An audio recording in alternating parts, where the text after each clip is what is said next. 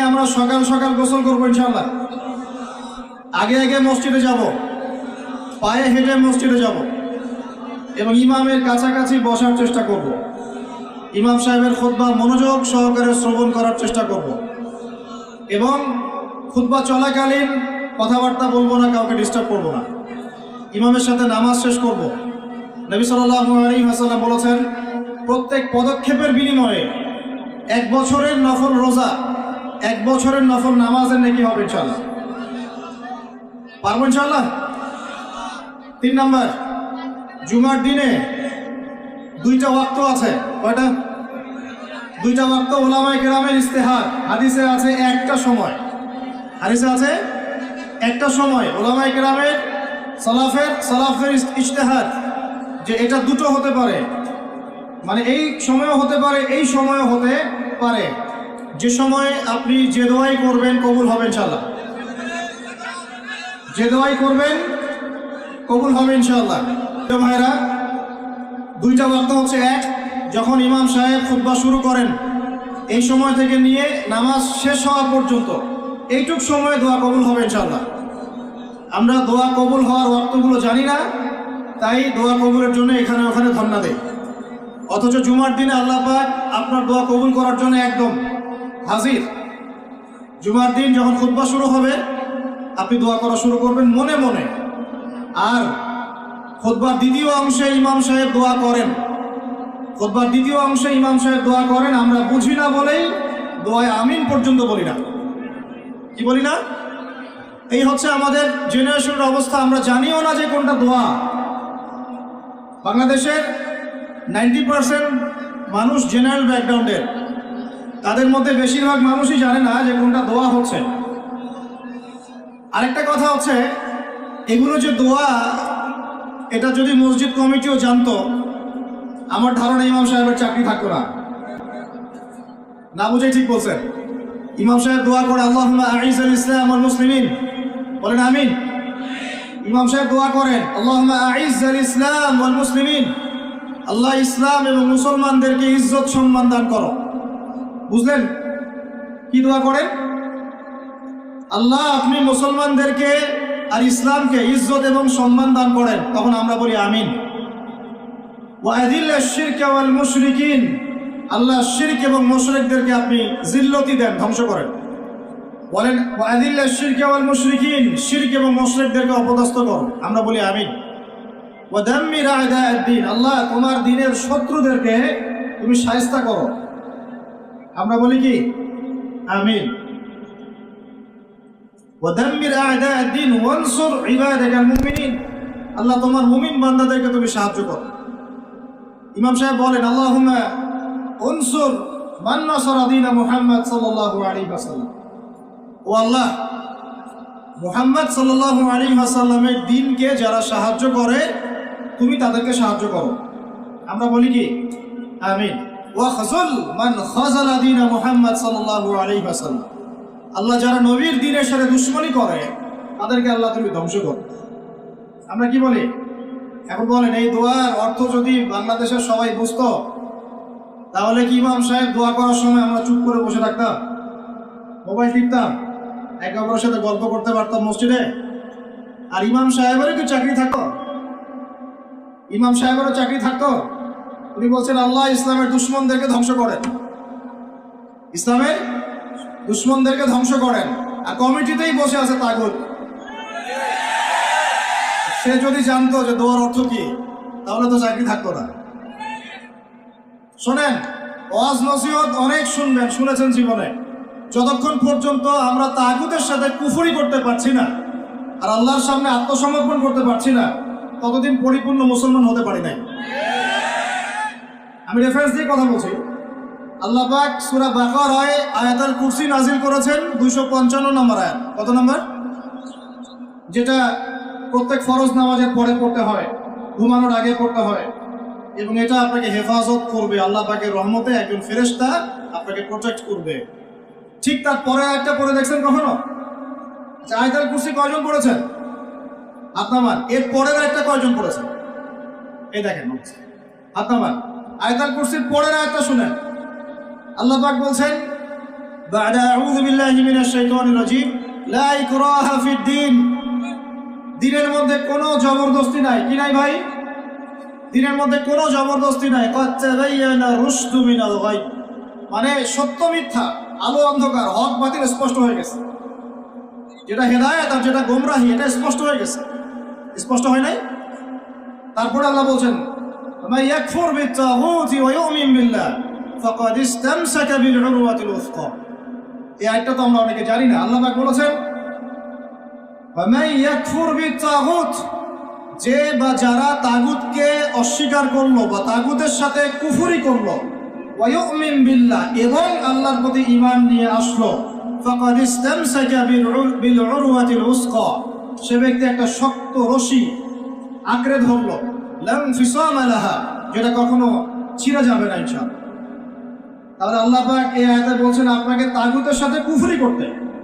কার সাথে তাগুতের সাথে কুফরি করতে এবং মুমিন হতে ঈমানদার হতে হলে তাগুতের সাথে কুফরি করতে হবে আর তাগুতের প্রতি ঈমান রাখলে মুমিন হওয়া যাবে না কথা বোঝা যাচ্ছে তাহলে এখন ডেফিনেশন কি তাগুতের কাকে বলে এটা যেটার প্রতি কুফরি না করলে আমি মুমিন হতে পারবো না এক আল্লাহ বাদ দিয়ে যার ইবাদত করা হয় সেটা তাগুত আল্লাহ বাদ দিয়ে যার ইবাদত করা হয় সেটা তাগুত আল্লাহ বাদ দিয়ে এমন কারো দাসত্ব করা যেটা আল্লাহ রাব্বুল আলামিনের কোরআন এবং সুন্নাহ শরীয়তের মূলনীতির বাইরে তাগুত এমন কোন বিধান যেটার দাসত্ব করলে আল্লাহর কোরআনের বিধানকে অবজ্ঞা করা হয় ওটাও তাগুত এমন কোন সিস্টেম যে সিস্টেমটা আল্লাহ এবং তার রাসূলের বিধান মোতাবেক চলে না গায়রুল্লাহর বিধান মোতাবেক চলে ওটাও তাগুত আমার কথা কি বোঝা যাচ্ছে ভয় লাগতেছে তাগুতের সাথে কুফরি না করতে পারলে মুমিন হতে পারবে না এখন টপ টু বটম সব তাগুত টপ টু বটম সব তাগুত আমাদের উচিত ইসলামের মধ্যে এই আয়াতের অনুযায়ী আমল করা আল্লাহ পাক বলেছেন উদখুলু ফিস সিলমি কাফা তোমরা পরিপূর্ণরূপে ইসলামে প্রবেশ করো আংশিক প্রবেশ করো না ভাই আংশিক ইসলামে প্রবেশ করো না পরিপূর্ণ ইসলামে প্রবেশ করো আমরা এখন পর্যন্ত নামাজও পড়ি সুদও খাই মাশাআল্লাহ আমরা এখন পর্যন্ত নামাজও পড়ি বেপরদায় চলি নামাজও পড়ি বছর বছর হজ উমরাও করি মাঝে মাঝে দান সাদাকা করি কিন্তু যাকাত দেই না আমরা আল্লাহর বিধানের কথা বলি মুখে কালিমা লা ইলাহা ইল্লাল্লাহর কথা বলি ঠিকই কিন্তু অন্যায়ভাবে মানুষের উপর জুলুম করতেই আছি আমরা লা ইলাহা ইল্লাল্লাহ বলি ঠিকই তারপরেও লা ইলাহা ইল্লাল্লাহর একটা বিধানও বাস্তবায়ন করি না বাস এখন কতটুকু মুমিন আছি আর কতটুকু মুসলমান আছেন আর এই প্রোটেস্ট্যান্ট ভার্সন ইসলাম পালন করলে কি ফায়দা হবে এটা আপনি বুঝতে চেষ্টা করুন বলছিলাম যে অন্তত পক্ষে জুমার খুতবা চলাকালীন এবং জুমার খুতবায় যে দোয়াগুলো হয় তখন আমিনটুকু বলেন আমাদের আরবির এমনই বেহাল দশা ইমাম সাহেব কি তেলাওয়াত করছে ওইটুকু আমাদের জ্ঞান নাই ইমাম সাহেব তেলাওয়াত করছে ইয়া আইয়ুহাল্লাযীনা আমানু ইত্তাকুল্লাহ হে মুমিনগণ তোমরা আল্লাহকে ভয় করো ওয়া যারু মা বাকিয়া মিনার রিবা তোমরা সুদের অবশিষ্ট অংশ মানে সুদ ছেড়ে দাও ইন কুনতুম মুমিনিন যদি প্রকৃতপক্ষে মুমিন হয়ে থাকো তাহলে ছেড়ে দাও কি ছেড়ে দাও ভাই সুদ কে বলছেন আল্লাহ তারপরে আল্লাহ পাক বলেন ওয়া ইল্লাম তাফআলু যদি তোমরা সুদ না ছাড়ো ফাযানু বিহারবি মিনাল্লাহি ওয়া রাসূলিহি তোমরা আল্লাহ এবং তার রাসূলের সাথে যুদ্ধের ঘোষণা শুনো কি বুঝলেন যে ব্যক্তি সুদ খায় সে কার সাথে যুদ্ধ করতেছে আর রাসূলের সাথে যে ব্যক্তি সুদ খায় সে আল্লাহর সাথে যুদ্ধ করে রাসূলের সাথে যুদ্ধ করে মুসল্লি যারা দাঁড়িয়ে আছে ইমাম সাহেব তেলাওয়াত করছে এই আয়াতটা মুসল্লি হাই উঠাচ্ছে এই হলো আমাদের আরবির অবস্থা কোরআনের যে ক আমরা জানি না এটা তার অবস্থা এই জন্যেই বাংলাদেশের মতো জায়গায় যারা 1.5 মিনিটের খুতবা দিতে 30টা ভুল করে তারাও শায়েখ হয়ে বসে আছে 1.5 মিনিটের খুতবা খালি ইন্নাল হামদুলিল্লাহি নাহমাদুহু ওয়া নাস্তাঈনুহু ওয়া নাস্তাগফিরুহু ওয়া নু'মিনু বিহি ওয়া নাতাওয়াক্কালু আলাইহি বলতে থাকতে হবে, 1.5 মিনিট লাগবে। এর মধ্যে 30টা ভুল হচ্ছে। ভুলগুলো এমন যে একটার সাথে একটার অর্থ এত পার্থক্য হচ্ছে আসমান আর জমিন। বুঝেন, সূরার ফজিলত শুনেছেন, সূরা ভাষায় পড়বেন। আগে আপনারা কোরআন তেলাওয়াত সহি করেন। কোরআন তেলাওয়াত সহি না করে কোরআন পড়তে আইসেন। কোরআন তেলাওয়াত পড়তে আইসেন না মানে বুঝাচ্ছি তাফসিরে যায়েন না, তাফসির ব্যাখ্যা বিশ্লেষণ এখানে যায়েন না। আগে আপনাকে কোরআন তেলাওয়াত সহি করতে হবে। আগে কোরআন তেলাওয়াত সহি করতে হবে। আলহামদু অর্থ দ্বারাই আল্লাহ পাকের জন্য সমস্ত প্রশংসা। শুধু হায়ের মাখরাজ ভুল হলেই আলহামদু বললেই অর্থ উল্টা যায়। সমস্ত নিন্দা আল্লাহর জন্য। নাউজুবিল্লাহ, বলেন নাউজুবিল্লাহ। কুল হুয়াল্লাহু আহাদ শুনেছেন, কুলের কাফ ভুল হলে আপনার অর্থ চেঞ্জ হয়ে যাবে। পড়ছেন আলিফ লাম মিম যালিকাল কিতাব লা রাইবা ফিহি। আলিফ লাম মিম এটা এমন একটা কিতাব যে কিতাবে কোনো সন্দেহ নাই। লা মানে বলেন, লা মানে নাই, রাইব মানে সন্দেহ, ফিহি মানে এর মধ্যে, ফিহি মানে এর মধ্যে মানে কোরআনের মধ্যে। তো এখন লা মানে নাই যেটাতে মদ আছে, আর যেটা লা, যেমন ইন্নাল ইনসানা লাফি খুসর, ইন্না নিশ্চয়ই, আল ইনসান মানুষ, মানব জাতি। লা মানে এখানে অবশ্যই, এই লা এর উপর মদ নাই। ফি মানে মধ্যে, খুসর মানে ক্ষতি। নিশ্চয়ই মানুষ অবশ্যই ক্ষতির মধ্যে আছে। এক লা এর অর্থ না, আরেক লা এর অর্থ অবশ্যই হ্যাঁ। বুঝাতে পারতেছি ভাই? এক লা এর অর্থ বলেন না, আরেক লা এর অর্থ অবশ্যই হ্যাঁ। এখন আপনি যদি পড়েন যালিকাল কিতাব লা রাইবা ফিহি, কি অর্থ দাঁড়ায়? আপনি অর্থ করেন দেখি কি অর্থ দাঁড়ায়। এটা এমন একটা বই, নাউজুবিল্লাহ, যে বইয়ের মধ্যে অবশ্যই আস্তাগফিরুল্লাহ। কি হলো এটা? কুফর, ঈমান থেকে কুফর। কুল ইয়া আইয়ুহাল কাফিরুন, বলো হে কাফের সম্প্রদায়, লা আ'বুদু মা তা'বুদুন, আমি তার ইবাদত করি না যার ইবাদত তোমরা করো। লা আ'বুদু এখানে মত আছে, লা আ'বুদু আমি ইবাদত করি না, মা তা'বুদুন যার ইবাদত তোমরা করো। এটা ঈমান কি না? ঠিক আছে তেলাওয়াত। এখন যদি লাম চেঞ্জ করে দেন, যদি বলেন যে লা আ'বুদু মা তা'বুদুন, কি অর্থ হবে? মানুষ তো বোঝেই না যে তাসাআলুনা বিহি ওয়াল আরহাম বলছেন, তাসআলুনা বিহি ওয়াল আরহামের অর্থ কি পার্থক্য? বিসমিল্লাহির রহমানির রহিম বলছে কি? বিসমিল্লাহির রহমানির রহিম। আমার কথাগুলো মন দিয়ে শুনেন। ইসলাম কায়েম করতে পারবেন না যতদিন আপনি কোরআনওয়ালা হচ্ছেন না।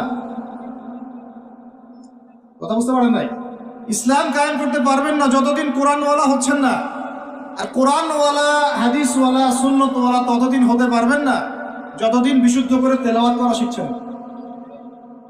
আমাকে একজন সাহাবী দেখাবেন, একজন সাহাবী যিনি কোরআন তেলাওয়াত করতে পারতেন না। আছে? আছে? এমন একজন তাবিঈ দেখান যিনি কোরআন তেলাওয়াত করতে পারতেন না। এমন একজন তাবিঈ দেখান যিনি কোরআন তেলাওয়াত করতে পারতেন না। আমি আপনাকে বাংলাদেশের কয়েক কোটি মানুষ দেখাতে পারবো ইনশাআল্লাহ, যদি আমাকে অথরিটি দেওয়া হয়, যারা কোরআনের আলিফও জানে না, বাও জানে। এখন আপনি এই জেনারেশনটাকে দিয়ে কি দিন কায়েম করতে চাচ্ছেন বাংলাদেশে? পারবেন? মনে হচ্ছে পারবেন যদি এদেরকে প্রশিক্ষিত করতে পারেন। প্রশিক্ষণটা হবে কিসের প্রশিক্ষণ? আগে ইলমের, তাজকিয়ার, ঈমানের, তারপরে দাওয়াতের, তারপর জিহাদের। কথা বলা যায়? আগে ইলমের, আমলের, তাজকিয়ার, দাওয়াতের, জামাআর, ইমারার, তারপরে জিহাদের, এরপরে কামাতে দেন। আমি আস্তে আস্তে পয়েন্টে আসবো। আমার কথাগুলো মনে হয় আপনারা বুঝতে পারছেন না। বুঝতে পারছেন কি? আমি বুঝাতে চাচ্ছিলাম তেলাওয়াতে এইভাবে ভুল হয়। আর মানুষ এখন এইসব এই প্রাইমারি লেভেলের যোগ্যতা অর্জন না করেই মানুষ দিনের পথে নিজেকে দায়ী হিসেবে পরিচয় দেওয়া শুরু করছে। না, খুবই দুঃখজনক। এটা খুবই দুঃখজনক, অবমাননাকর এবং উম্মার জন্য ভয়ঙ্কর ক্ষতিকর। আর আমরা সাধারণ মানুষ অনেক সময় না বুঝে এ ধরনের মানুষকে অনেক উঁচু মর্যাদা দেওয়ার চেষ্টা করছি। না বুঝে এটা ঠিক হচ্ছে না, কারণ উপকার করতে গিয়ে ক্ষতি হয়ে যেতে পারে বেশি। জুমার দিনে দোয়াগুলো শিখেন, আরবিটুকু শিখেন, কোরআনের তাজবিদ সহকারে তেলাওয়াতটুকু শিখেন। কারা কারা তাজবিদ সহ তেলাওয়াত করতে পারেন হাত তোলেন দেখি ভাই। আচ্ছা, এখন হাত নামান। আমাকে এখন বলেন আপনারা কারা কারা, যদি আগামীকাল সকালে কোরআনের জন্য জীবন দেওয়ার প্রশ্ন ওঠে, কারা কারা দিবেন?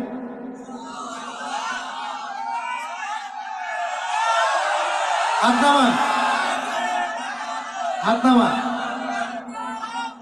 ওয়াল্লাহি আল্লাহর কসম করে বলছি আপনারা পারবেন না। আচ্ছা আচ্ছা, ইনশাআল্লাহ আল্লাহ কবুল করেন। তাহলে আমাকে আগে কোরআন তেলাওয়াতটা সহি করে দেখান। জীবন দেওয়া অনেক পরের কথা, জীবন দেওয়া অনেক বড় কথা কি না? এটা কি এত সহজ? এত সহজ না ভাই, এত সহজ না। 3 দিনের রিমান্ডে একদম আপাতমস্তক সব চেঞ্জ হয়ে যাবে। কয়দিন? 3 ঘন্টা রিমান্ডে, মাত্র 3 ঘন্টা। বড় বড় ইমানদারের রিমান্ড দেখবেন যে বের হয়ে গেছে পিছন দিক দিয়ে, নাই শেষ নাই। এত সহজ না আল্লাহর জন্য জীবন দেয়া। আগে আল্লাহর জন্য তো আপনি নামাজই পড়তে পারছেন না, আপনি আল্লাহর জন্য তাহাজ্জুদই উঠতে পারছেন না। তাহাজ্জুদই তো উঠতে পারছি না আমরা তাহাজ্জুদে উঠতে না পারি, রাত্রে জেগে আছেন, রাতের একটা অংশ তো নামাজ পড়ছেন না। আল্লাহর জন্য তো আপনি দোয়া কালামগুলো মুখস্থ করলেন না, কুরআনটাও তেলাওয়াত করে এখনো শিখলেন না। 40টা হাদিস আপনি মুখস্থ বলতে পারছেন, এখন পর্যন্ত আল্লাহর জন্য আপনি হালাল খাওয়া শুরু করতে পারলেন না। আমি কাউকে উদ্দেশ্য করে কথা বলছি না, আমভাবে বলছি। ও যদি বলি এখানে যদি কেউ চোর থাকেন, তার উপর একটা চর, তাহলে কি আপনি দাঁড়ায় বলবেন যে আমি সেই চোর? কিছু মানুষ তো বলছে আর কি। এখন বাদ দেন, আল্লাহর জন্য এখন পর্যন্ত আমরা হালাল খাওয়া তো ধরতে পারলাম না, সুদ খেয়ে যাচ্ছি। আয়াত একটা তেলাওয়াত করলাম, এটা আল্লাহর সাথে যুদ্ধ করা, নবীর সাথে যুদ্ধ করা। ইমাম সাহেব তেলাওয়াত করে, আমি বুঝি না, আমার হাই ওঠে। নামাজে দাঁড়ায় চেয়ার নিয়ে কারাকারি করি, কে আগে চেয়ার নিয়ে কারাকারি করি? নামাজে দাঁড়াই নড়াচড়া, বুঝি না যে কি হচ্ছে নামাজে, কার সামনে দাঁড়িয়েছি, কি বলছি। আর আল্লাহ পাক যে আমাকে দেখছেন, আমার যে নামাজে আল্লাহর সামনে দাঁড়িয়ে আমি আছি, আল্লাহ পাকের সামনে আমাকে এভাবেই কিয়ামতের দিন মানে ইন্ডিভিজুয়ালি দাঁড়াতে হবে। নামাজ কি ফিলিংস দিবে? নামাজে দাঁড়িয়ে গা চুলকাচ্ছি, আঙ্গুল ফুটাচ্ছি, নড়াচড়া করছি, হাই উঠাচ্ছি, আর ইমাম সাহেব যদি একটু তেলাওয়াতটা লম্বা করে ফেলছে, ব্যাস, তাহলে তো অবস্থা খারাপ, পরের দিন থেকে চাকরি নাই। এতগুলো কথা আমি ভূমিকায় বলতে চাই নাই, শুধু মূল কথাটা হচ্ছে এখানে ভাই আমাদের সবাইকে আগে বেসিকটা ঠিক করতে হবে। রাজি আছে কি নাই? ওয়াজ শুনে কোনো লাভ নাই ভাই, আমার ওয়াজ শুনে কোনো লাভ হবে না। আপনি যদি আপনার বেসিক ঠিক না করেন, আমার ওয়াজ করেও কোনো লাভ নাই। আপনাকে হয়তো এটার জন্য আমি কিছু আজার পাবো, নিয়াত ঠিক থাকলে আপনি শুনেছেন, আপনার কোনো ওজোর থাকবে না কালকে আমাদের মাঠে, ব্যাস এতটুকুই। কিন্তু আদতে এই বাংলার জমিনে দিন কায়েম হবে না। আর আমার মনে হয় না যে আমরা সবাই চাই যে আমরা দিনটা কায়েম করি, আমার মনে হয় না আমরা সবাই এটা চাই।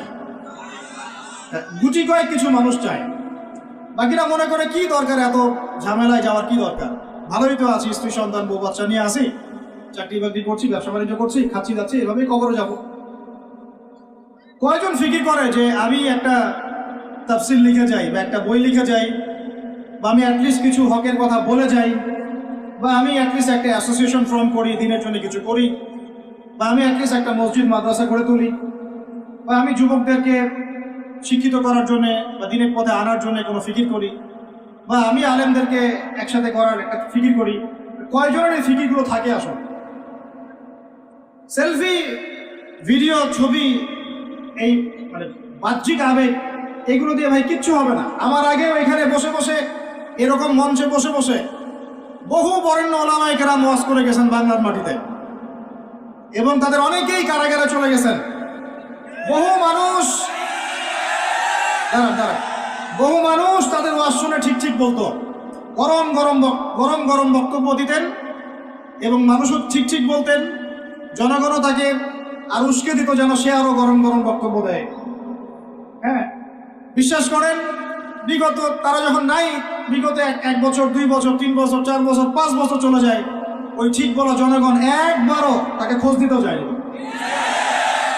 একদিনও দেখতে যায়নি তাকে, একদিনও তার পরিবারের খবর নেয় নাই, একদিনও জানে নাই তার স্ত্রী কিভাবে রাত কাটাইছে, একদিনও তার সন্তানের খোঁজ নেয় নাই, তাকে এই বিপদ থেকে মুক্ত করার জন্য টাকা পয়সাও খরচ করে নাই, মামলা মোকদ্দমায় দৌড়াদৌড়ি করে নাই।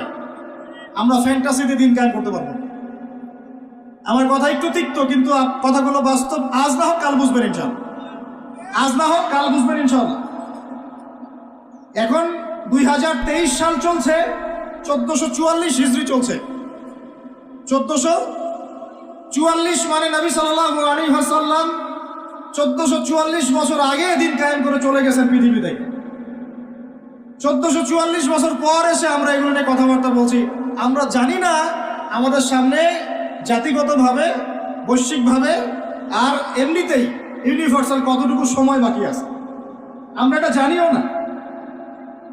হাদিসে অনেক আগেই বলা হয়েছে যে এই 2 আঙ্গুলের ডিস্টেন্স যতটুকু, তোমরা আমার 2 আঙ্গুল দেখো, এই 2 আঙ্গুলের ডিস্টেন্স যতটুকু, আমার আগমন আর কিয়ামতের দূরত্ব এতটুকু।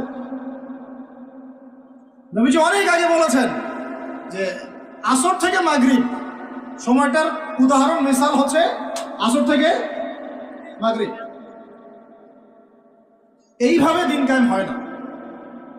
আমরা যদি দিন সত্যিকার অর্থে কায়েম করতে চাই, আগে বেসিক ঠিক করতে হবে। আজকে রাতে দোয়া কবুল হবে ইনশাআল্লাহ। এখন যেহেতু আমরা একটা জামার মধ্যে আছি, আল্লাহর ফেরেশতারা এটা ঘিরে রেখেছেন ইনশাআল্লাহ। আল্লাহ পাক অবশ্যই আমাদের কথা শুনছেন, দোয়া শুনছেন। সবাই আগে দোয়া করি, নিয়াত করি যে এই নামাজের কথাটা আপনার কানে চলে গেল, আজকের পর থেকে কোনোদিনও যেন নামাজ না ছুটে যায়। জোরে বলেন মুজাহিদদের মতো। আল্লাহ আমাদের দোয়া আপনি কবুল করুন। আমাদের কারো যেন কখনো এক ওয়াক্ত নামাজ আল্লাহ মিস না যায়, এবং নামাজে আমরা যা পড়বো তা যেন বুঝতে চেষ্টা করি। আল্লাহ পাক আমাদের সবাইকে কোরআন বিশুদ্ধ করে তেলাওয়াত করার তৌফিক দান করেন, এবং কোরআনের ভাষা আরবি শেখার তৌফিক দান করেন। আরবি না শিখে আমরা দাওয়াতি কাজে আসবো না, এবং আমরা সবসময় মুহাক্কিক ওলামায়ে কেরামের সাথে থাকবো। তাদের সাথে থেকে আমরা দিন শিখবো, তাদের সোহবতে থাকবো, তাদের কাছে পরামর্শ করব, তাদের কাছে সিলেবাস করে নিয়ে পড়াশোনা করব, করে নিজের যোগ্যতাকে বাড়াবো ইনশাআল্লাহ। আল্লাহ পাক আমাদের দোয়া যেন কবুল করেন। আমরা সবাই হালাল খাবো আগে ইনশাআল্লাহ, কোনোভাবেই হারাম রিজিকে যাব না ইনশাআল্লাহ। আল্লাহর সাথে যুদ্ধ করব না, নবীর সাথে যুদ্ধ করব না, সুদভিত্তিক অর্থনীতির সাথে আমাদের যেন কোনো সম্পর্ক না থাকে। যদিও এটা এই বিশ্বে একদম অলমোস্ট ইম্পসিবল। আমি বলছি অলমোস্ট ইম্পসিবল। এই বিশ্বে সুদভিত্তিক অর্থনীতির অক্টোপাসের এই চক্রজাল থেকে বের হওয়া অলমোস্ট ইম্পসিবল, কিন্তু একেবারে অসম্ভব নয়। আল্লাহ পাক যদি তৌফিক দেন আর আমাদের নিয়ে যদি ঠিক থাকে, ইনশাআল্লাহ চেষ্টা করলে আল্লাহ পাক রাস্তা দেখাবেন ইনশাআল্লাহ। স্বেচ্ছায় সুদ খাবো না, কারণ নবীজি বলছেন 4 শ্রেণীর মানুষকে আমি লানত করলাম, অভিশাপ। 4 শ্রেণীর মানুষকে আমি অভিশাপ করলাম। 1 শ্রেণী যে সুদ খায়, 1 শ্রেণী যে দেয়, 1 শ্রেণী সাক্ষী থাকে, আর 1 শ্রেণী লিখে রাখে। আপনি যে জবটার জন্য এত ট্রাই করছেন, আলটিমেটলি জবটা এই 4টার কোনো একটাতে পড়বে। বুঝতে পারেন না? আলটিমেটলি আপনি যে জবের জন্য ট্রাই করছেন, এখন দিনরাত একাকার করে দেখেন কোনো না কোনোভাবে এই 4টার মধ্যে পড়ে যায় কিনা। পড়ে গেলে আপনার আমার উপরেও নাউজুবিল্লাহ আল্লাহ নবীর লানত অভিশাপ চলে আসবে। এদিকে যাচ্ছি, আল্লাহ হেফাজত করুন। আর ভয়ঙ্কর হাদিস তো অনেকদিন বলেছি, অনেকদিন শুনেছেন, আবারও শুনেন, কারণ আল্লাহ পাক সূরা আর রহমানে একই আয়াত 32 বার রিপিট করেছেন। কতবার? ফাবিআইয়ি আলাই রাব্বিকুমা তুকাযিবান। একটা আয়াত এতবার বলার কি দরকার ছিল? আল্লাহ পাক কি কোরআনের শব্দের অপচয় করেন? কোরআনে কি একটা শব্দের অপচয় আছে? জুলকারনাইন বাদশাহ বা অনেকে নবী বলেন আলাইহিস সালাম একটা কওমের কাছে গিয়েছিলেন, দেখলেন তারা সূর্যের আলো থেকে রক্ষা করার জন্য কোনো সভ্যতা ওদের কাছে নাই। ওই পুরো সভ্যতার বর্ণনা আল্লাহ পাক একটা শব্দের মতো দিয়েছেন, কাযালিকা। কাযালিক তারা এমনই ছিল, কাযালিক তারা এমনই ছিল, তা শেষ। ওইটারই তাফসীর করেছেন কত বড় উলামায়ে কেরাম। তাহলে সেই কোরআনে আল্লাহ পাক একই আয়াত এতবার রিপিট করলেন কেন? আল্লাহ পাক আমাদেরকে তার নিয়ামতগুলো চোখে আঙ্গুল দিয়ে দেখাই দিচ্ছেন, আর কোন কোন নিয়ামত তোমরা অস্বীকার করতে চাও। ওই জন্য আবারও বলছি, সুদের কথা আগেও বলেছি, আবারও বলছি, হাদিসটা আবারও শোনেন। যে ব্যক্তি সুদ খায় সে যেন তার মায়ের সাথে জেনা করে। যে ব্যক্তি সুদ খায় সে যেন তার মাকে বিয়ে করলো। আল্লাহর কসম করে বলছি। আর এই কথাগুলো বলার পিছনে আমার আল্লাহ সন্তুষ্টি ছাড়া কোনো স্বার্থ নাই। আল্লাহর কসম যে আমরা বাংলার জমিনে এই বিশ্বের চন্দ্রে দ্বারা নিয়ন্ত্রিত এই অর্থ ব্যবস্থার মধ্যে ঢুকে পড়ে আমরা প্রত্যেকটা মুসলিম কান্ট্রি, শুধু বাংলাদেশে না, প্রতিটা মুসলিম কান্ট্রিতেই এখন সুদ ভিত্তিক অর্থনীতি চলছে। এবং আল্লাহর কসম করে বলছে আমরা মুসলমান হয়েও এখনো নিজেদের মায়ের সাথে জেনা করছি না। 7টা বিয়ে জায়েজ না জায়েজ এটা নিয়ে আপনারা প্রশ্ন করেন, কারণ হচ্ছে ভাইরাল ইস্যু, মজা লাগে, উত্তর আপনিও জানেন। কিন্তু সুদ দিয়ে যে মায়ের সাথে জেনা করতেছেন এই প্রশ্ন করেন না কেন? হ্যাঁ, বিয়ে শাদী নিয়ে প্রশ্ন করেন, দিন কায়েম নিয়ে প্রশ্ন করেন না কেন? শীতের দিনে বিয়ে করতে মজা লাগে না লাগে এইসব আলোচনা হয়, আল্লাহর জমিনের দাওয়াত জিহাদ দিয়ে কথা বলেন না কেন? যুব সমাজকে কিভাবে আল্লাহর দিকে নিয়ে আসা যায়, একটা সূত্রে গেঁথে ফেলা যায়, বরেণ্য ওলামায়ে কেরামদেরকে কিভাবে একটা জামায়ার মধ্যে আনা যায়, একটা আমিরুল মুমিনিন নিয়ে আসা যায়, এইসব চিন্তা করেন না কেন? সারাদিন কি এইসব মাসলা মাসাইল শিখতে থাকবেন? সারা জীবন এগুলোই করতে থাকবেন? সময় নাই হাতে আমাদের। এই জায়গাগুলো কে পূরণ করবে? এই জায়গাগুলো তো খালি হয়ে যাচ্ছে দিন দিন, কে পূরণ করবে? অনলাইনে বসে বসে পোস্ট লেখা সহজ, সমালোচনা করা সহজ, একটা কমেন্ট করা সহজ, লাইক শেয়ার দেওয়া সহজ। এই চেয়ারগুলো আপনি এসে পূরণ করেন, আসেন। এই চেয়ারগুলো, উম্মার নেতৃত্ব প্রদানকারী জায়গাগুলো আপনারা পূরণ করেন, আসেন। পড়াশোনা করেন, সাহসী হন, সবরের পরিচয় দেন, মুজাহাদা করেন, প্রশিক্ষিত হন, হয়ে আসেন, কথা বলেন, জামায়া গড়ে তোলেন, উম্মাকে নেতৃত্ব দেন, আসেন। এই জায়গাগুলো কাদের জন্য ছেড়ে দিচ্ছেন আপনারা? এই উম্মার দায়িত্ব আবু তোহাদ নানের নয়, এই উম্মতের দায়িত্ব আব্দুল মালিক সাহেবের নয়, এই উম্মতের দায়িত্ব এই মুস্তাকুর নবী হুজুর, ওসামা ভাই, আহমদুল্লাহ হুসুন, এই ইন্ডিভিজুয়াল মানুষদের নয়। একজন ব্যক্তির উপরে, কয়েকজন ব্যক্তির উপরে আপনি দায়িত্ব চাপাই দিতে পারবেন না। উম্মার প্রত্যেকটা ব্যক্তির দায়িত্ব আছে এই উম্মাকে বিজয়ী করার জন্য।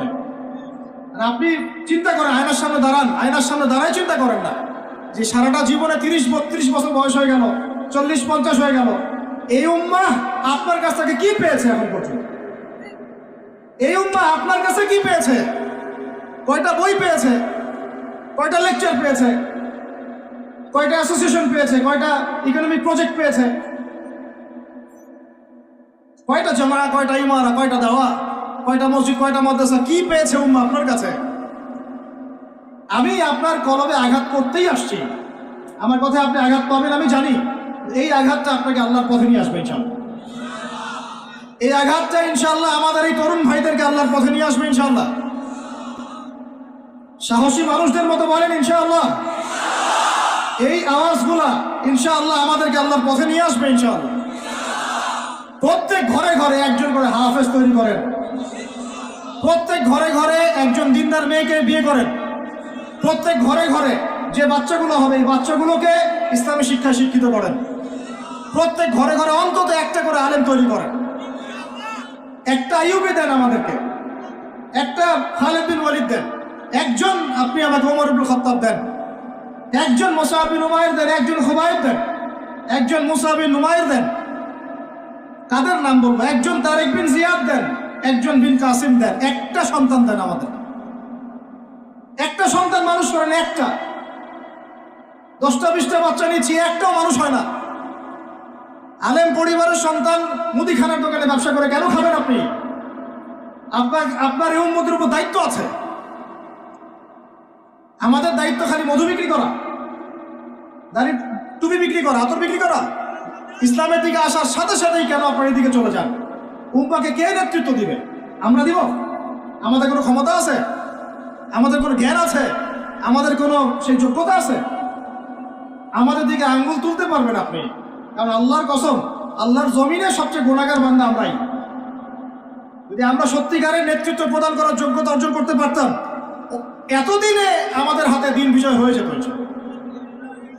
নাই সেটা আমার মধ্যে, নাই সেটা হয়তো আমাদের মধ্যে, পাচ্ছি না আমরা। আপনাকে দায়িত্ব নিতে হবে। একজন ভাই গার্মেন্টস ব্যবসায়ী, তিনি এত বড় একটা আয়োজন করতে পারেন, তার দায়িত্ব পালন করতে পারেন। আপনারও তো অর্থ সম্পদ আছে, একটা ইসলামিক ইউনিভার্সিটি করেন, একটা বড় একটা মার্কাজুল কোরআন, মার্কাজুল ইলম গড়ে তোলেন, ওলামা ইকরামদের একটা জামায়া গড়ে তোলেন। কিছু পারেন না, অথেন্টিক বইগুলোকে প্রচার করার ব্যবস্থা করেন, কিছু অথেন্টিক মিডিয়া প্রডিউস করেন। তোমরা জেনারেল লাইনে পড়াশোনা করে কয়জন বিজ্ঞানী হচ্ছ? একটা সফটওয়্যার আবিষ্কার করতে পারছি না আমরা ইসলামিক। হাতে গোনা যায় অ্যাপস, 3-4টা অ্যাপস ইসলামিক। প্রযুক্তি আমাদের নিজস্ব হাতে তৈরি করে না, আমাদের স্বতন্ত্র মিডিয়া নাই। এই মিডিয়াগুলোতে কিছু হয় না, এগুলো বরং কোনো কোনো ক্ষেত্রে ফেতনাও ছড়ায় বেশি। হিংসা নিয়ে যদি মানুষ পরকালে যায়, নেক আমলগুলা আগুনের মতো খেয়ে ফেলবে, নবী সাল্লাল্লাহু আলাইহি ওয়াসাল্লাম বলেছেন। আমরা এটাকে ফরজ করে নিয়েছি নিজেদের মধ্যে। ভাই, আপনারও তো যোগ্যতা আছে, আপনারও তো কিছু করার আছে। একটা অ্যাপস আবিষ্কার করেন, একটা বই লিখেন, একটা মাদ্রাসা করেন, একটা মসজিদ করেন, একটা ইসলামিক ইউনিভার্সিটি করে তোলেন, স্বতন্ত্র ইসলামিক মিডিয়া করে তোলেন। সবচেয়ে বড় কথা, কাজ যেগুলো হয় সেগুলো বিক্ষিপ্ত হয়ে যায়। এগুলো কোনো একটা সূত্রে গাঁথা না। এখানে একটা মাহফিল, ওখানে একটা, ওখানে একটা, ওখানে একটা, এখানে একটা মাদ্রাসা, ওখানে একটা, ওখানে একটা, এখানে একটা। 4জন 4ভাবে চিন্তা করেন, 4জন 4ভাবে চলেন। এখানে একটা সংগঠন ইসলামিক, ওখানে একটা, এখানে আর একটা, ওখানে একটা। একটা ওয়াল উম্মাহ জামাআ নাই বাংলাদেশে। তো আপনারা বলেন না আমাকে, এই উম্মাহকে কিভাবে আমরা বিজয় নিয়ে যাব? আমাকে আপনারা বলেন। ছোটখাটো প্রশ্ন করা বাদ দিয়ে আপনারা আমাকে উত্তর দেন, কিভাবে আপনি এই দুনিয়াতে আল্লাহ পাকের দ্বীন ইসলাম কায়েম করবেন? পথ পদ্ধতি কি আপনার কাছে? কি পথ পদ্ধতি? কিভাবে শুরু করবেন?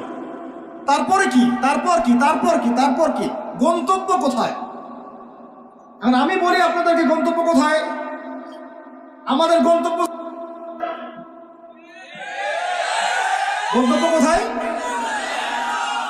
আল্লাহর কসম করে বলতেছি, আল্লাহ রাব্বুল আলামিনের কোনো পরোয়া নাই যদি বাংলাদেশে দিন কায়েম না হয়, যদি পাকিস্তানে না হয়, মালয়েশিয়াতে না হয়, এইখানে না হয়, ওইখানে না হয়। আল্লাহর কোনো পরোয়া নেই, কিছু যায় আসে না। কারণ আখিরুজ্জামান স্টাডি করলে আপনি পাবেন যে অবশ্যই অবশ্যই নবী ঈসা ইবনে মারইয়াম এই পৃথিবীতে আবার আসছেন ইনশাআল্লাহ। এবং তিনি আসার আগেই মুসলিমদের মধ্যে একজন ত্রাণকর্তা আসবেন। তার নাম মুহাম্মদ। তার নাম কি? মুহাম্মদ। বাবার নামও আব্দুল্লাহ, মায়ের নামও আমিনা। মিল থাকবে বংশের। উঁচু নাক, চওড়া কপাল, নবী সাল্লাল্লাহু আলাইহি ওয়াসাল্লামের চেহারার সাথে সাদৃশ্য থাকবে। মুসলমানদেরকে নেতৃত্ব দিবেন ইনশাআল্লাহ। আমি বলছিলাম আল্লাহ পাকের কোনো পরোয়া নাই, কারণ এই হাদিসগুলো স্টাডি করলে আপনি দেখবেন মুসলমানদের হাতে আসতে যাচ্ছে ইনশাআল্লাহ। ওইখানে ঈসা আলাইহিস সালাম 40 বছর ইসলামী খেলাফত কায়েম করবেন ইনশাআল্লাহ। খিলাফত নাই, ইসলামের প্রতিষ্ঠার কথা আপনি ভুলে যান। খিলাফত ছাড়া ইসলামী প্রতিষ্ঠার কথা ভুলে যান। ঈসা আলাইহিস সালাম এসে কোনো সন্ধি করবেন না। ইউনাইটেড নেশনসে গিয়ে বলবেন না যে আমাকে একটা স্বাধীন রাষ্ট্র প্রতিষ্ঠার অনুমোদন দেন। তিনি এই কথা বলবেন না। তিনি বলবেন না যে আমাকে ডলার দেন। IMF-এ গিয়ে বলবেন না আমাকে ঋণ দেন। বরং তিনি এই পুরো বৈশ্বিক কুফরি তাগুতি শক্তির গোড়ায় গিয়ে আঘাত করবেন ইনশাআল্লাহ। যতদিন পর্যন্ত এই পুরো বিশ্বে যে অ্যালায়েন্স এর পতন না হচ্ছে, ততদিন পর্যন্ত মুসলমানরা স্বাধীন হতে পারে নাই। আমরা এখন পর্যন্ত স্বাধীন হতে পারি নাই, এটাই সত্য কথা। কখন স্বাধীন হবেন আপনি? কখন এই উম্মাহ স্বাধীন হবে? যখন আপনার আমার কথায় পশ্চিমারা উঠবে বসবে, তখন। যখন আপনার আমার কথায় উঠবে আর বসবে, তখন। যখন আপনার আমার কথায় এই পুরো কুফরি তাগুতি শক্তির উঠবে বসবে, তখন বুঝবেন উম্মাহ স্বাধীন হয়েছে। স্বাধীনতা শুনছেন? বেলাল ইবনে রাবাহ স্বাধীন। যখন তাকে পিটানো হচ্ছে, সেগুলো দিয়ে বেঁধে শেষরায় টানা হচ্ছে, বেলাল ইবনে রাবাহ সেদিন স্বাধীন ছিলেন, কারণ তিনি আল্লাহ ছাড়া কারো দাসত্ব করেন। আবু জাহেলের নির্মম নির্যাতন, উমাইয়া বিন খালাফের নির্মম নির্যাতন বেলাল ইবনে রাবাহকে পরাধীন করতে পারে নাই। বেলাল স্বাধীন আঘাতের মধ্যে, সুমাইয়া স্বাধীন। সুমাইয়ার নাম শুনেছেন? আমাদের বোনরা তার নামই জানে। ওরা জানে কি প্রোডাক্ট আসলো বাজারে, কোন পার্লারে গেলে কি পাওয়া যায়, কোথায় গেলে কি হয়, কোন মার্কেটে গেলে কি পাবো। মার্কেট ভর্তি মহিলা দিয়ে, ভর্তি মহিলা দিয়ে, গার্মেন্টসও তো ভর্তি মহিলা দিয়ে। পর্দা কতটুকু মেনটেন হয় সেটাও ভাবতে হবে। জব করতে দোষ নাই, জব করতে দোষ আছে, পর্দা কতটুকু ভাবতে হবে না? আমরা যে বস্তুবাদী এটা আমাদের রাস্তাগুলোই প্রমাণ করছে। আমরা আমাদের বাড়িঘরগুলো চকচকা করছি আর সরকারের রাস্তাগুলো ভেঙে ফেলতেছে। এখন ওই রাস্তাগুলো তৈরি করে দেওয়ার দায়িত্ব আমাদের, দায়িত্ব আমাদের না? অবশ্যই আমাদের, কেন আমরা তো খেয়ানত করলাম, সরকারি মাল দড়িয়ামে ডাল, এরকম চিন্তা করলাম। ওইদিকে যেতে চাচ্ছি না। বোনরা শোনেন, ভাইরাও শোনেন, সুমাইয়া স্বাধীন। কখন স্বাধীন? যখন আবু জেহেল তাকে বলছে যে তুই এই জন্যই ইসলাম কবুল করেছিস যে মুহাম্মাদের সৌন্দর্য দেখে তুই তার প্রেমে পড়েছিস। নাউযুবিল্লাহ সাল্লাল্লাহু আলাইহি ওয়াসাল্লাম কি বলেছে বলেন? তুই মুহাম্মাদের সৌন্দর্য দেখেই মনে হয় তার প্রেমে পড়েছিস। নাউযুবিল্লাহ, আস্তাগফিরুল্লাহ। সুমাইয়া রাদিয়াল্লাহু আনহা তখন বাধা, হাত পা বাধা, হাত পা বের করার কোনো অপশন নাই, বাধা আছে। এক জটলা থুতু মুখে একত্রিত করে আবু জেহেলের মুখের উপর থু করে থুতু দিয়ে দিয়েছে। সুমাইয়াও থুতু দিয়েছিল আবু জেহেলের মুখে।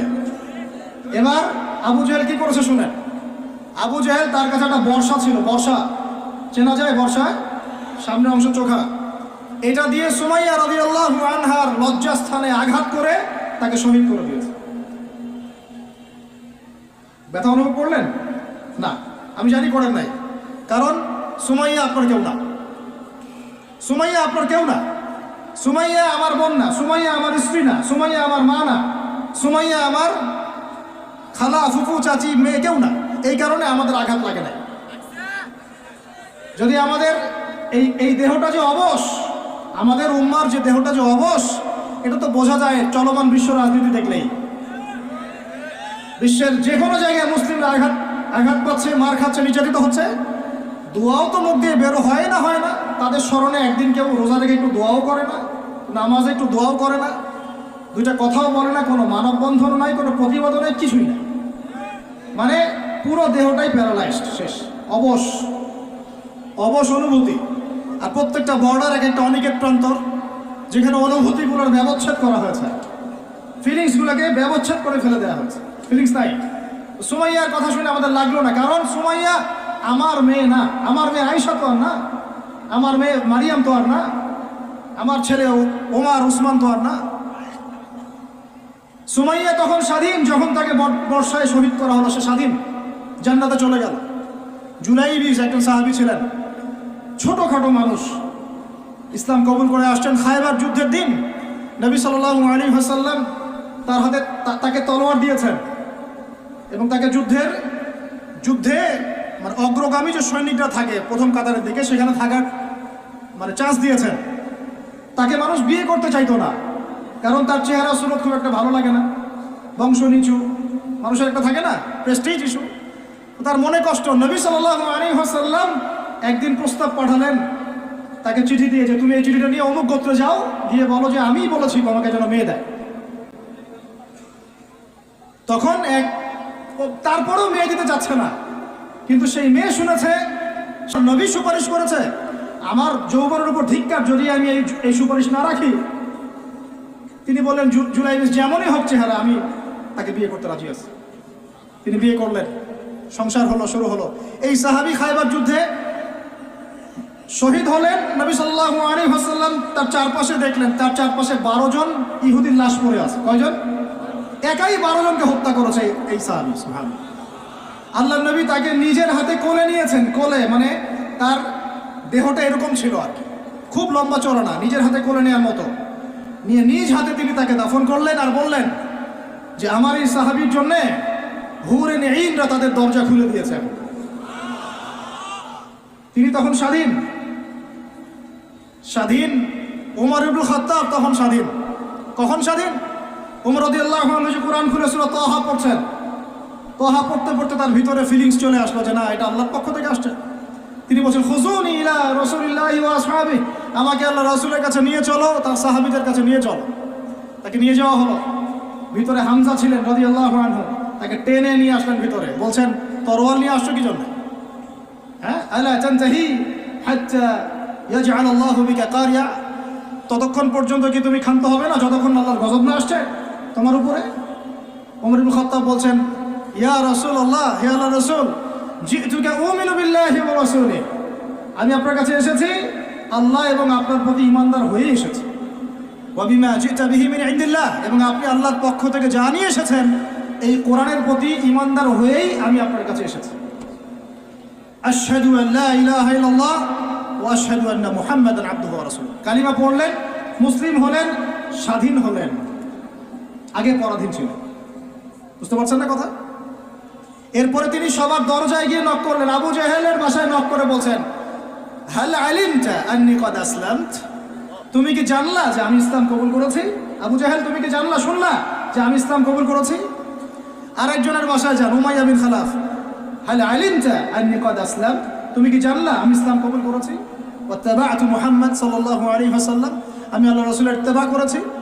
এরপর কুরাইশদের এই কাবার সামনে গিয়ে বলছেন, ইয়া মা'শারাল কুরাইশ, হে কুরাইশ তোমরা শুনো, ই'লামু আন্নী কদ আসলামত, তোমরা জেনে রাখো যে আমি ইসলাম কবুল করেছি। ওয়া শাহিদতু আল্লা ইলাহা ইল্লাল্লাহ ওয়া আন্না মুহাম্মাদান আবদুহু ওয়া রাসূলুহু।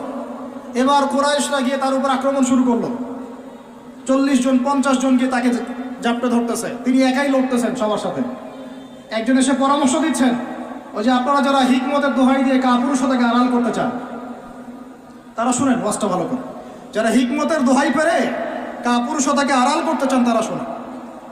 উনি এসে বলেছেন যে আফালা কুনতা কাতান্ত, তুমি কি ইসলাম কবুলের এই বিষয়টাকে গোপন রাখতে পারতা না? কি দরকার ছিল এভাবে প্রকাশ্যে বলার? কি দরকার ছিল এভাবে কাফেরদের সাথে একটা দ্বন্দ্বে জড়ানোর? শোনেন তারপরে তিনি কি বলছেন। তিনি বলছেন যে ওয়াল্লাহি, আল্লাহর কসম করে বলছি, লা উফাররিকান্না বাইনাল হাক্কি ওয়াল বাতিল কামা ফাররাকাল্লাহু বাইনাল লাইলি ওয়ান নাহার, আল্লাহু আকবার। তিনি বলছেন, আল্লাহর কসম করে বলছি, আমি রাত এবং দিন আল্লাহ পাক যেভাবে আলাদা করে দেন এই রকম করে আমি সত্য আর মিথ্যা আলাদা করে দেব ইনশাআল্লাহ। আল্লাহু আকবার। এরপরে তার নাম হয়েছে আল ফারুক। কি নাম হয়েছে? ওমর এখন স্বাধীন। বলেন আমাকে, উম্মাহ স্বাধীন? উম্মাহ স্বাধীন? কিছু করতে গেলেই বলবে স্যাংশন দিয়ে দিব, কিছু বললে বলবে যে একদম টাকার মান কমাই দিব। আরো কিছু যদি বলতে চায় আমাদের প্রশাসন গভর্নমেন্ট, তারা যদি আরো বড় পদক্ষেপ নিতে চায়, প্রশাসন গভর্নমেন্ট যদি বলতে চায়, বলতে পারে বা বলে ওই ইউনাইটেড নেশনসে গিয়ে যে আমরা আমাদের দেশ থেকে আমাদের সেনাবাহিনী পাঠাবো, আমাদের পক্ষে, আমাদের মুসলিমদের পক্ষে যুদ্ধ করবে, এই কথা যদি বলতে পারে বা বলে, দেখবেন তাদের সমস্ত শক্তি দিয়ে বাংলাদেশকে আক্রমণ করে ফেলছে। আর আপনি আমাকে বলেন আমরা স্বাধীন? উম্মাহ স্বাধীন? ওই তাগুতি শক্তির, বিশ্ব কুফরি শক্তির পরাজয় না হওয়া পর্যন্ত মুসলমানও স্বাধীন না। আর ঈসা ইবনে মারিয়াম এই গাল গল্প করতে আসবেন না। তিনি মানুষকে খালি সুরসুরি মার্কা ওয়াজ করতে আসবেন না, তিনি আসবেন ওই গোড়ায় আঘাত করতে ইনশাআল্লাহ। আল মাহদি মানুষকে সুরসুরি মার্কা ওয়াজ করবেন না, খালি ফজিলত আর ফজিলত, এভাবে নয়। তিনি আসবেন দাওয়াতের মিশন নিয়ে, উম্মাহকে ঐক্যবদ্ধ করবেন, কুফারদের সাথে মুসলমানদের একদম হবে, তারপরে এদের একটা একটা করে খুঁজে বের করে ইনশাআল্লাহ। আল্লাহর কসম করে বলতেছি, আমাদের একটা মুসলিম ভাইয়ের রক্ত বৃথা যাবে না, একজন শিশুর রক্ত বৃথা যাবে না ইনশাআল্লাহ। একজন বোনের ইজ্জতের মূল্য ওদেরকে দিতে হবে ইনশাআল্লাহ। 1914 সাল থেকে 2023 পর্যন্ত প্রায় 3.5 লক্ষ মানুষকে হত্যা হয়েছে, এর হিসেব ওরা দিবে ইনশাআল্লাহ। এর হিসেব আমরা নিব ইনশাআল্লাহ, আমরা ছাড়বো না ইনশাআল্লাহ। আর মনে রাখেন, আমাদের এখানে কি হবে তারপরও আল্লাহ পাক করবেন না। আল্লাহ পাক জানেন কোন জায়গা থেকে দিন কায়েম করতে হবে। ঈসা ইবনে মারিয়াম 40 বছর ওই তখ্ত থেকে, ওই সিংহাসন থেকে পুরো বিশ্বটাকে শাসন করবে ইনশাআল্লাহ। আপনারা আঞ্চলিক রাজনীতি নিয়ে পড়ে আছেন থাকেন, আমি বিশ্ব রাজনীতি নিয়ে কথা বলছি। আঞ্চলিক পলিটিক্স নিয়ে আমার কোনো আগ্রহ নাই, কারণ আমি জানি এই পুরো সাবকন্টিনেন্ট শাসন করবে ঈসা আলাইহিস সালাম। যদি আমরা তার পক্ষের লোক হয়ে যাই তাহলে আমরা ইজ্জত সম্মান পাবো ইনশাআল্লাহ। আর যদি আমরা তার বিপক্ষে চলে যাই দেখবেন জিল্লতি আর জিল্লতি নেমে আসবে, আল্লাহ মাফ করবে। এখন শুনেন, ইবনুল খাত্তাব স্বাধীন এখানে হামজা রাদিয়াল্লাহু আনহু স্বীকার করে আসছেন। যুব ভাই আপনি শুনেন, এই যে ওমরের কথা বললাম, এরকম একটা ছেলে আমাকে দিতে পারবেন ঘর থেকে, প্রত্যেকটা ঘর থেকে পারবেন? সাহস আছে খালি বলবে যে আমি রাত দিন যেমন আল্লাহ আলাদা করে দেন আমি সত্য মিথ্যা আলাদা করে দেবো, পারবে? তোমরা টিকটক চালাচ্ছ, পাবজি খেলতেছো, ফ্রি ফায়ার খেলতেছো, মেয়ে নিয়ে পড়ে আসো। তোমরা কিভাবে উম্মাকে নেতৃত্ব দিবা? নামাজ পড়তেছো না, সাপ্তাহিক সওম তো রাখো না মনে হয়, আল্লাহ ভালো জানেন। দান সদকা কতটুকু করো আল্লাহ ভালো জানেন। কোরআন তেলাওয়াত করতে শিখতেছো না, কোনো আলেমের সোহবতে যাও না। ইউটিউব, অনলাইন, ফেসবুক, ব্যাস, that's all. YouTube, online, Facebook হচ্ছে একটা ফিতনার জগৎ। আপনি বলতে পারেন যে আমার লেকচারও তো যায়, অনেক বড় বড় আলেমের লেকচারও যায়, সব মেনে নিয়েই বলছে এটা ফিতনার জগৎ। সব মেনে নিলাম, আপনার কথা মেনে নিয়েই বলতেছে ফিতনার জগৎ। কারণ এর কন্ট্রোলও কুফর শক্তির হাতে, এর কন্ট্রোলও তাগুতি শক্তির হাতে। আপনি এটা নিয়ন্ত্রণ করেন না, এই প্রযুক্তি আপনি তৈরি করেন না। আমরা আলাদা করে কোনো মুসলিম কমিউনিটি, সোসাইটিও বিল্ড আপ করতে পারি না অনলাইনে, পেরেছি? আমাদের কোনো স্বতন্ত্র সামাজিক যোগাযোগ মাধ্যম আছে বলেন? উমর ইবনে খাত্তাবের মতো একজন স্বাধীন মানুষ দেন। হামজা রাদিয়াল্লাহু আনহু স্বাধীন কখন? আবু জেহেল আল্লাহর নবীকে একটা আঘাত করেছে, বলেন নাউজুবিল্লাহ সাল্লাল্লাহু আলাইহি ওয়াসাল্লাম।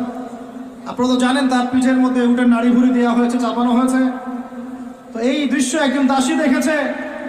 হামজা রাদিয়াল্লাহু আনহু স্বীকার করে আসছেন, তাকে বলছে তোমার ভাতিজাকে এইরকম আঘাত করেছে আবু জেহেল। আবু জেহেলের নাম কিন্তু আবু জেহেল না, আবু জেহেলের নাম আবুল হাকাম। সেও কিন্তু আল্লাহকে বিশ্বাস করত। আপনারা মনে করবেন না যে সে একদম ইহুদি ছিল বা খ্রিস্টান ছিল, এমন না। সে আল্লাহকে বিশ্বাস করত, কিন্তু আল্লাহ পাকের বিধান মানত না। এখন হামজা রাদিয়াল্লাহু আনহু বলছেন আওয়া ফাআলা যালিক, সে কি সত্যিই কাজ করেছে? হ্যাঁ, সত্যিই কাজ করেছে। আচ্ছা চলো দেখাও আবু জেহেল কোথায় আছে। তিনি ঘোড়া ছুটায় গেলেন কাবা ঘরের সামনে, গিয়ে বললেন যে তুমি আমার ভাতিজাকে গালি দিয়েছ, তুমি আমার ভাতিজাকে আঘাত করেছ, জেনে রাখো আমি আজকে থেকে আমার ভাতিজার দিনের উপর আছি। এই কথা বলার সাথে সাথে তার উপর আক্রমণের চেষ্টা করা হচ্ছিল। তিনি নিজে একটা ঘুষি দিয়ে আবু জেহেলের একটা দাঁত ফেলে দিলেন। আর দাঁত যে পড়ে গেছে কিনা সিরাতের কিতাবে এটা স্পষ্ট নাই, কিন্তু আঘাত একটা ঘুষি দিয়েছেন এটা স্পষ্ট। ঘুষি দিয়ে বলছেন রুদ্দাহা ইনিস্তাতা, রুদ্দাহা ইনিস্তাতা, যদি সাধ্য থাকে এই ঘুষিটা আমাকে ফেরত দিয়ে দেখা, সাধ্য থাকলে আমাকে আরেকটা আঘাত করে দেখা। আকুলু মা ইয়াকুল, আমি তাই বলি যা আমার ভাতিজা বলে। শাহিদতু আল্লা ইলাহা ইল্লাল্লাহ ওয়া আন্না মুহাম্মাদান আবদুহু ওয়া রাসূলুহু, আমি সাক্ষ্য দিচ্ছি বা দিলাম আল্লাহ ছাড়া কোনো ইলাহ নাই, মুহাম্মদ আমার ভাতিজা আল্লাহর রাসূল। তোর সাধ্য থাকলে আমাকে ঠেকা। এরকম জেনারেশন দিতে পারবেন? আপনার ছেলেটা কি এরকম? আপনার ভাইরা কি এরকম? এই আমাদের মায়েরা তাদের সন্তান কি এরকম? যে মেয়েদেরকে ঘরে নিয়ে আসছেন, এই মেয়েগুলোও কি সুমাইয়ার মতো? উম্মে আমারা একজন নারী সাহাবী, উম্মে আমারা উহুদের যুদ্ধে চতুর্দিক থেকে আল্লাহ নবীকে আক্রমণ করা হচ্ছে, তিনি একাই তীর ছুটছেন। মহিলা সাহাবী, নারী সাহাবী। আমাদের নারী মেহেদি দেয় বসে বসে, তাও বয়ফ্রেন্ডের জন্য। আমাদের নারীরা ঘরে বসে বসে মেহেদি দেয়, পার্লারে যায় বয়ফ্রেন্ডের জন্য। আর উম্মে আমারা রাদিয়াল্লাহু আনহা তাদের মতো সাহাবীরা জীবন দেন রাসূলের জন্য। স্বাধীনতা এই যে তারা স্বাধীন, আল্লাহর দাসত্বের অধীনে তারা কাউকে পরোয়া করতেন না। তখন উম্মাহ ছিল স্বাধীন। আর কি, আর কার কয়জনের কথা বলবো আপনাদেরকে? মুসআব বিন উমাইর, বিখ্যাত সাহাবী, তরুণ সাহাবী, দায়ী মানুষ, এত দামি পারফিউম ইউজ করতেন, এটা এখনকার লাখ টাকা কোটি টাকার দাম হবে। বিত্তশালী পরিবারের, এই যে বিত্তশালী পরিবারের সন্তানও শুনেন, আপনারা তো বাইক দাবড়ায় বেড়ান, গাড়ি ড্রাইভ করে বেড়ান, মাঝখানে অ্যাক্সিডেন্ট করে দেন, কেসও খান না, বাপের টাকা আছে পার পেয়ে যান, ইয়াবা খান, তারপরে গিয়ে মেয়ে নিয়ে ফুর্তি করেন, জেনা জেনা নিত্য নৈমিত্তিক ব্যাপার। একটা মেয়েকে পিছনে ওঠান, 7 দিন ঘোরান, আবার চেঞ্জ করেন, 7 দিন পর আরেকটা নেন। মুসআব বিন উমাইরও ধনীর সন্তান ছিলেন, ধনীর দুলাল। যখন ইসলাম এসেছে, কোরআন এসেছে, শুনেছেন তিনি ইসলাম কবুল করেছেন। মা সম্পত্তি থেকে বঞ্চিত করেছে, তাকে চাটাইয়ের মধ্যে জড়িয়ে নিচে আগুন দেওয়া হতো, ধোঁয়া দেওয়া হতো, আযাব দেওয়া হতো পারিবারিকভাবে। তিনি যখন নবীর কাছে আসলেন, নবী তাকে বললেন, তুমি মদিনায় যাও। কোথায়? মদিনায় গিয়ে দাওয়াতি কাজ করো। মদিনায় দাওয়াতি কাজ করতে লাগলেন। তার একক দাওয়াতে মদিনার 75টা পরিবার ইসলাম কবুল করেছে। এই যে মদিনায় যে ইসলামের আপনি জয় জয়কার দেখছেন, এটা মুসআব বিন উমাইর রাদিয়াল্লাহু আনহু দাওয়াতের একটা ফসল, আল্লাহ রাসূলের দোয়া। কয়টা পরিবার? এই 75 পরিবার এসে বায়াত করলেন নবীর কাছে। তারপরে নবী হিজরত করলেন মদিনায়।